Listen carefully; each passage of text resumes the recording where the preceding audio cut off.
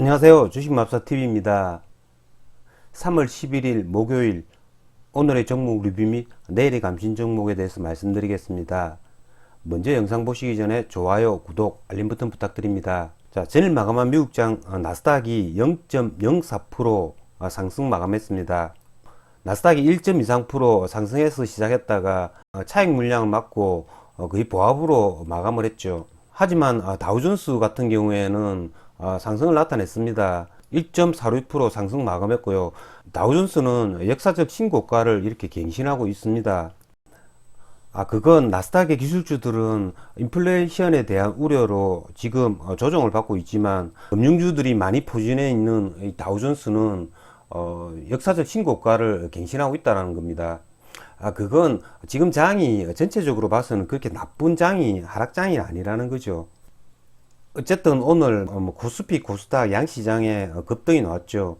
오늘 같은 경우에는 선물 옵션 만기일이었습니다.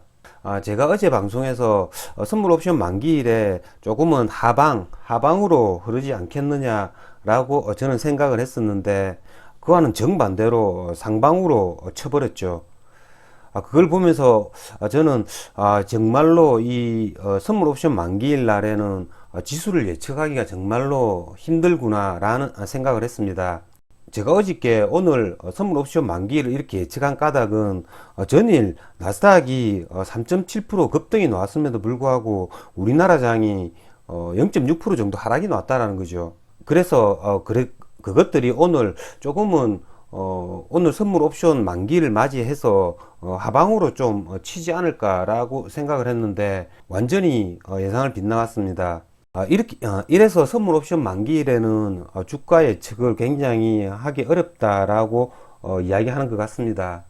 자, 오늘 수급을 보시면 장중에는 보시면 외국인 그리고 기관의 금융투자 그리고 연기금까지 전부 순매수를 나타냅니다. 하지만 종가에는 이 금융투자는 다 매도를 해버리죠. 그리고 연기금도 다 매도해버립니다. 외국인만 1조 7천억 원치 순매수를 했죠. 이렇게 외국인들이 1조 7천억 원치를 순매수한 거 그게 선물 옵션 만기일 에 따른 일시적 현상인지 아니면 외국인들이 뭐 3,000포인트 이하에서 저점 매수를 대량으로 한 것인지는 내일 외국인들의 매매 동향을 살펴봐야 될 것 같은데요. 제 같은 경우에는 개인적으로 전자가 아닌가 싶습니다. 자, 그러면 먼저 종목 하나하나 보시면서 말씀드리겠습니다. 자, 첫 번째 종목은 하이닉스입니다. 오늘 외국인들이 매수를 해줌에 따라서 하이닉스도 뭐 3% 반등을 나타냈습니다. 1분기에 굉장히 실적이 좋은 그런 섹터가 이 반도체입니다. 그러면 4월 달에 1분기 실적이 또 나오겠죠. 4월 중순쯤에 발표되는 1분기 실적이 아마 하이닉스가 굉장히 좋을 겁니다. 그렇기 때문에 얘네들이 지수가 돌 때는 뭐 하이닉스 제일 처음으로 반등을 해주는 겁니다. 어쨌든 뭐 하이닉스 같은 경우에는 코스피 차트가 거의 흡사하게 움직이는 면이 강합니다. 주가가 다시 조정을 받는다면 뭐 하이닉스 최우선적으로 매수를 할 종목이라고 저는 생각을 합니다. 자, LG전자 역시 마찬가지입니다. 1분기 이 가전 부분에서 예상 실적이 굉장히 좋다고 지금 이야기하고 있습니다. 그렇기 때문에 LG전자도 이 가격대죠. 14만원. 이 14만원 저점을 지금 강력하게 확인하고 있는 그런 단계라고 생각합니다. 이 LG전자 역시 뭐 하이닉스와 마찬가지로 주가가 다시 한 번 더 조정을 받는다면 LG전자 역시도 최우선 매수 종목이라고 할 수 있겠습니다. 뭐 오늘 뭐 수급은 이렇게 뭐 LG전자도 외국인 기관 수급이 들어왔습니다. 다음은 기아차인데요. 기아차 보시면 외국인 오늘도 33만 주 순매수가 들어왔죠.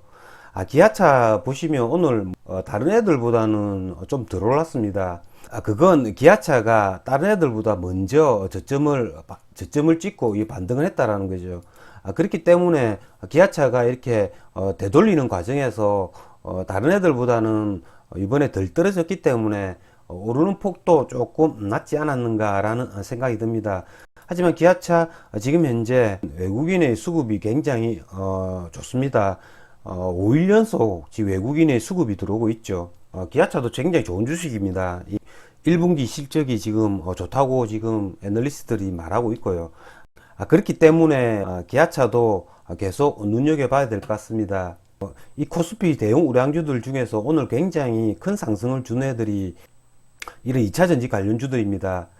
자, 장이 굉장히 어렵다는 게 어제 테슬라가 거의 20% 정도 올랐을 때는 LG화학만 뭐 5.6% 갭을 띄웠다가 종가를 3.48% 상승을 마감했고요. 나머지 삼성 SDI 이런 애들 보면 시가가 거의 한 5%죠. 5% 띄웠다가 종가는 보합으로 끝났죠. 그런데 오늘 이렇게 8% 정도 상승을 해준다는 겁니다. SK이노베이션 역시 마찬가지죠. 이게 바로 주식이 어렵다라는 이야기입니다. 그 전날 테슬라의 20% 상승을 보고 시초가부터 들어갔던 개인들 그날은 이렇게 쭉 빼버립니다. 그래 놓고 개인들이 그날 이거 아닌가 보다 라고 생각을 할 때 그 다음날 이렇게 올린다는 거죠. 그래서 주식이라는 게 항상 어려운 것 같습니다. 어쨌든 이런 좋은 대형 우량주들 같은 경우에는 잔 스킬은 뭐 존재할지는 몰라도 결국에는 얘네들은 저점에 오면 반등을 해준다라는 거죠. 코스닥의 테마주들 아니면 뭐 잡주들 그런 애들은 이렇게 추세가 무너져 버리면 반등하기가 굉장히 어렵습니다.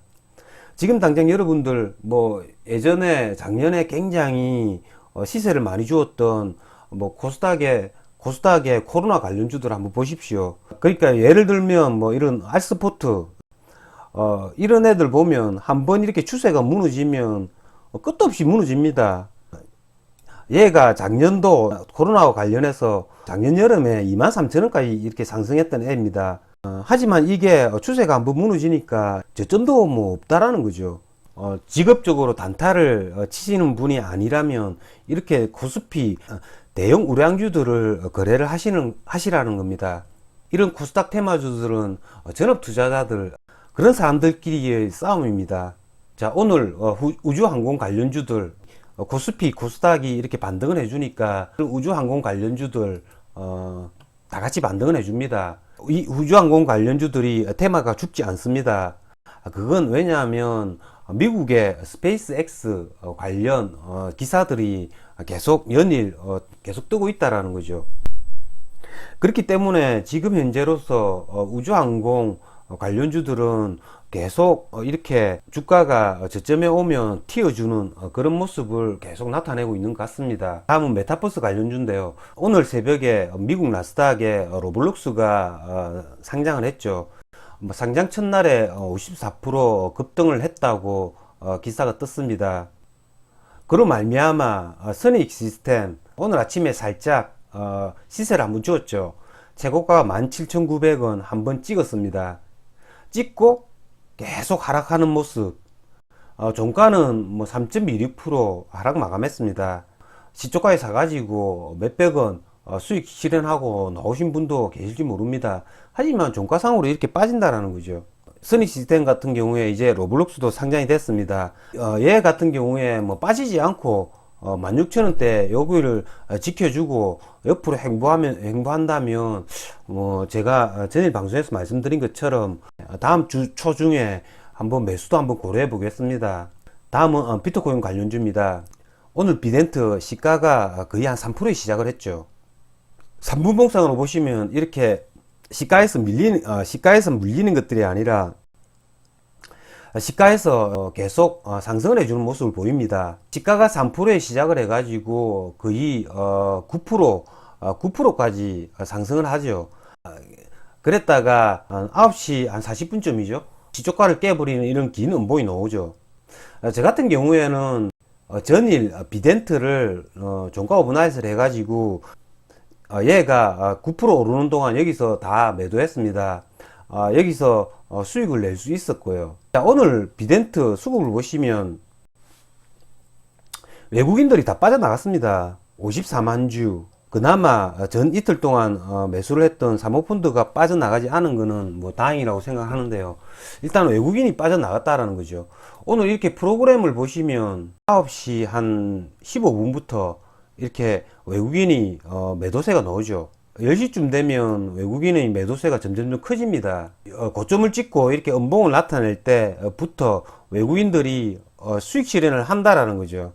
여기서부터는 조금 조심을 해야 됩니다. 11시쯤 되면 거의 한 50만 주 정도가 되죠. 어쨌든 하지만 비덴트 같은 경우에 아직까지 죽지는 않았죠.